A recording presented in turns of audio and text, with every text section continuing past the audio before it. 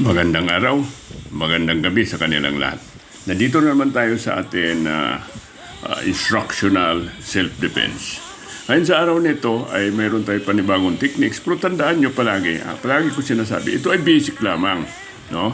Iba yung basic, ibang advanced. No? Kasi kailangan tinuturo natin ito sa mga gusto matuto at saka sa mga baguhan. Kasi kapag advanced na, iba natin kukunin. Ngayon dito kapag sinasakal kayo sa likod, kailangan huwag tayo magpasakal.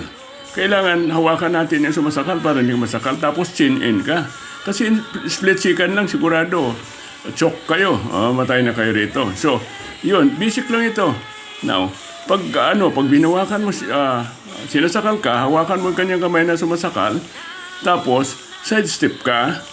Para lumabas ka. Yan.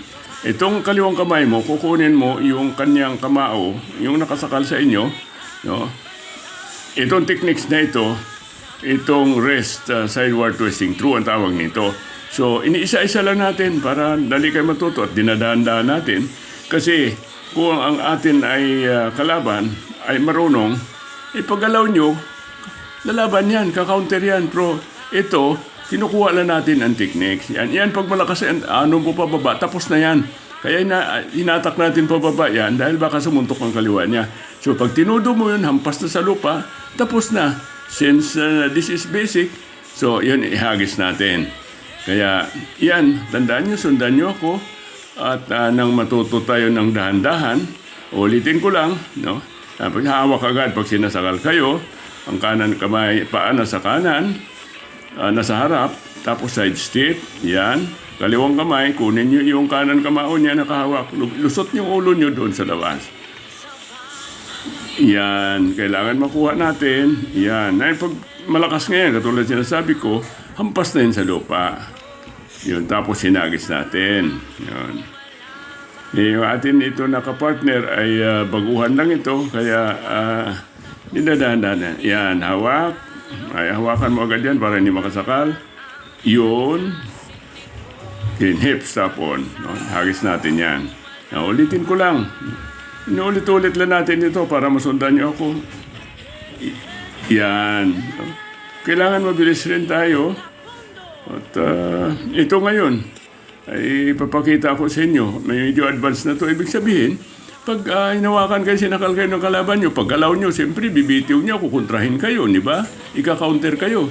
Pero pag naramdaman natin kumounter, may mga striking tayo dito. So, ayan.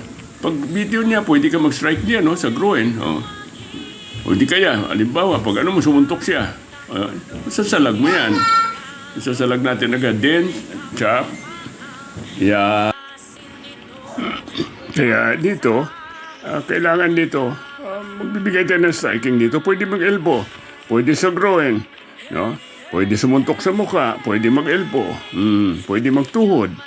Pwede lahat ng ginagawa natin dito. Kailangan kasi dito sa tapondo, marunong ng striking tayo. Hindi puro hawak, hindi puro bali, puro tapon, no? Kumpleto ito tayo dito. Kaya lang sa simula, pinapakita lang natin muna puro mga disarming, bali-bali, tapon. Pero hindi puro ganun tayo, no? Pagdating sa advance. Yan. Tingnan nyo, hawak agad. Yan. Yan. Siyempre, pag galaw nyo yan, lalo yan. Bibitiw yan, kukontra yan. So, ayan, nandun na nakatutok ang elbow mo. Pwede mo sa elbowin sa dibdib. Pwede sa groin.